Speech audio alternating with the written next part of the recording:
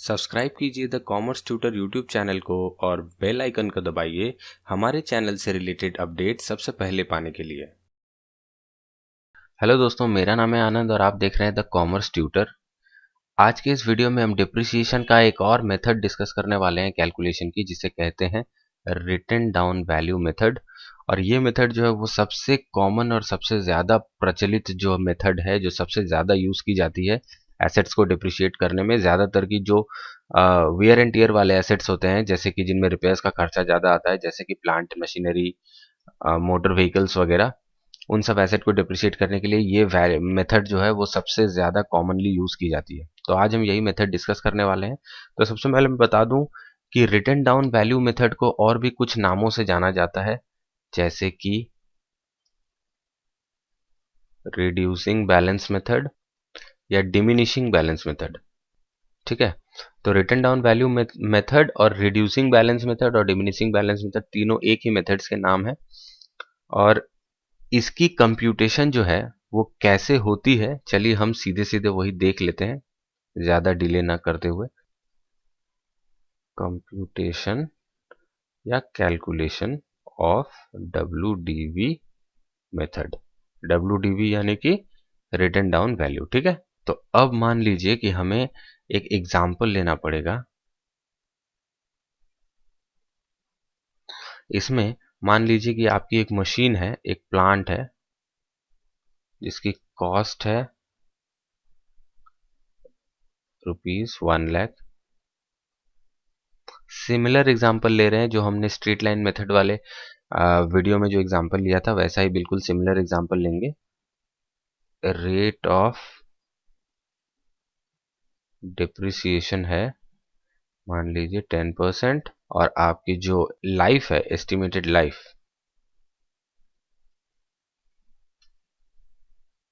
वो मान लीजिए है इसकी 8 साल, 8 इयर्स। ठीक है, तो अब हमको डिप्रिसिएशन कैसे कैलकुलेट करना है, चलिए देख लेते हैं। तो सबसे पहले हमें एक टेबल बनाना पड़ेगा।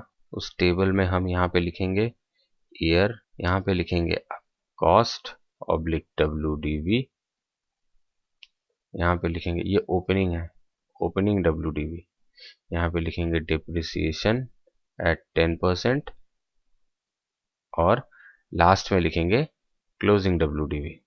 ठीक है, अब हम कर क्या रहे हैं, हम हर साल इस मशीन की कॉस्ट पे 10% डिप्रिशिएट करेंगे। अब स्ट्रेट लाइन मेथड में हम क्या करते थे कि हर साल जो 10% हम डिप्रिशिएट करते थे वो ओरिजिनल कॉस्ट पे ही कर देते थे, यानी कि हर साल 1,00,000 पे 10%, यानी कि 10,000 हर साल डिप्रिशिएट करते थे।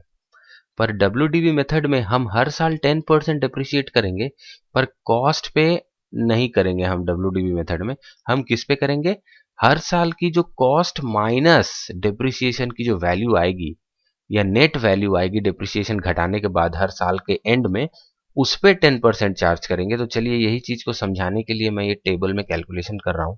तो सबसे पहले साल में, फर्स्ट ईयर में, हमारी कॉस्ट थी, हमने मशीन खरीदी थी पहले साल में, तो कॉस्ट थी 1,00,000।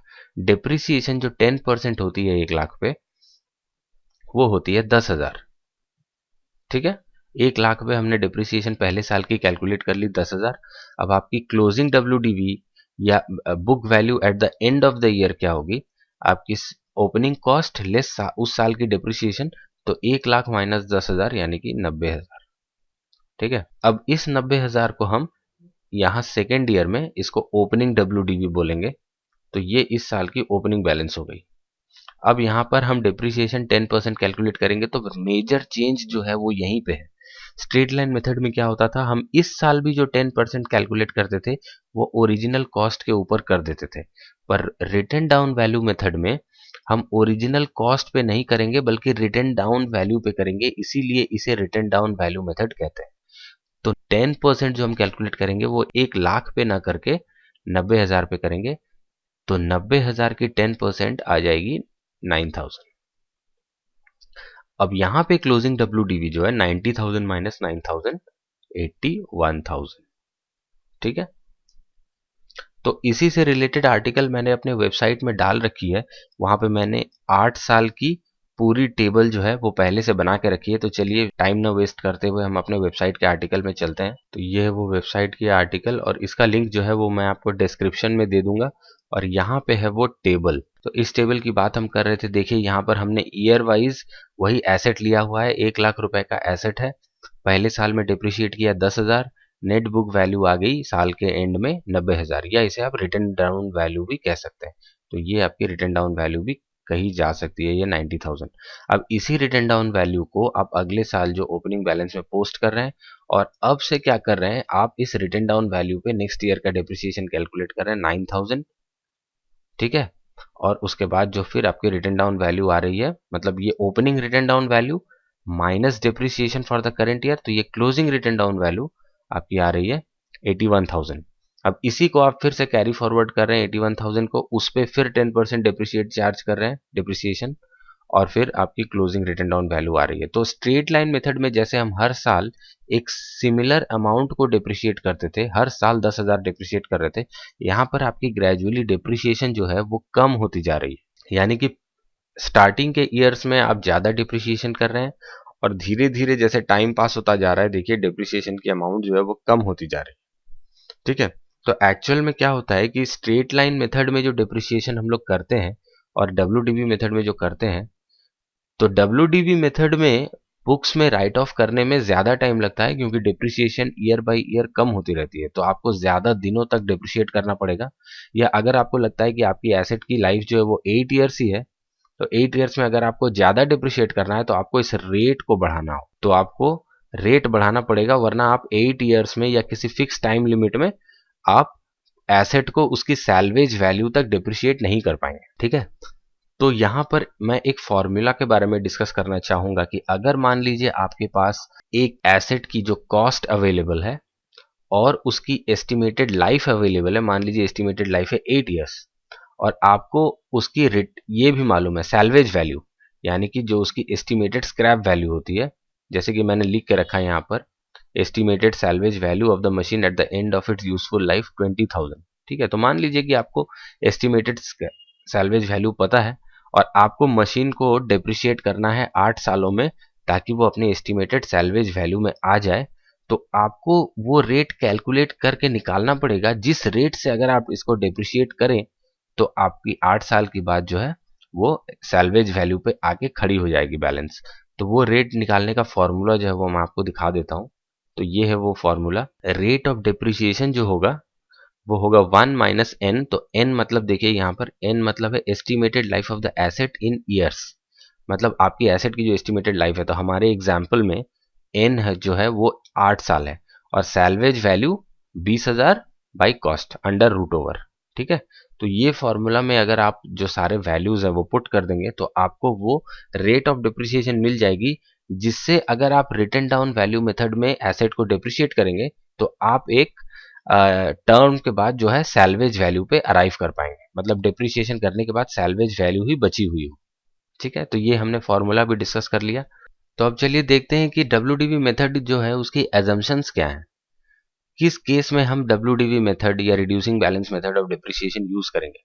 तो रिटर्न डाउन वैल्यू मेथड जो है डिप्रिसिएशन का, वो ये अज्यूम करता है कि एक एसेट की जो सर्विस पोटेंशियल है, उसकी काम करने की क्षमता जो है वो समय के साथ धीरे धीरे कम होती रहती है। तो ये देख लीजिए, the service potential of an asset gradually reduces with the passage of time. तो ये तो सही बात ही है, जैसे जैसे आपका एसेट पुराना होता जाता है, आपकी जो एसेट की काम करने की क्षमता जो होती है वो कम होती रहती है। ठीक है। आपको जो आउटपुट दे सकता है एसेट नया जब रहता है, पुराना जब हो जाता है तब उतना आउटपुट नहीं दे पाता। और उसकी एक और एजम्पशन है कि as an asset becomes old, the cost of repairs and maintenance related to that asset gradually increases। तो जैसे ही एसेट आपका पुराना हो जाता है तो उसकी रिपेयर्स की कॉस्ट भी धीरे धीरे बढ़ने लगती है। तो ये भी एक बहुत ही वैलिड एजम्पशन है। तो आपकी जो एसेट्स होती हैं जैसे कि प्लांट मशीनरी वगैरह, बिल्डिंग्स वगैरह, इनमें आप जो है डब्ल्यूडीबी मेथड जो है वो चार्ज कर सकते हैं। मोटर व्हीकल्स वगैरह पे भी आप डब्ल्यूडीबी मेथड चार्ज कर सकते हैं। ठीक है।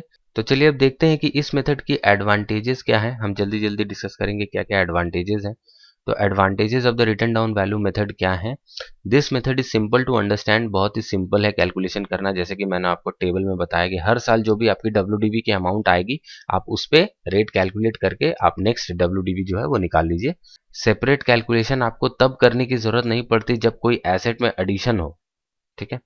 उसके बाद देखिए सेकेंड पॉइंट है the amount of annual depreciation reduces with the reducing balance of the asset. तो जो हमने इस टेबल में देखा था,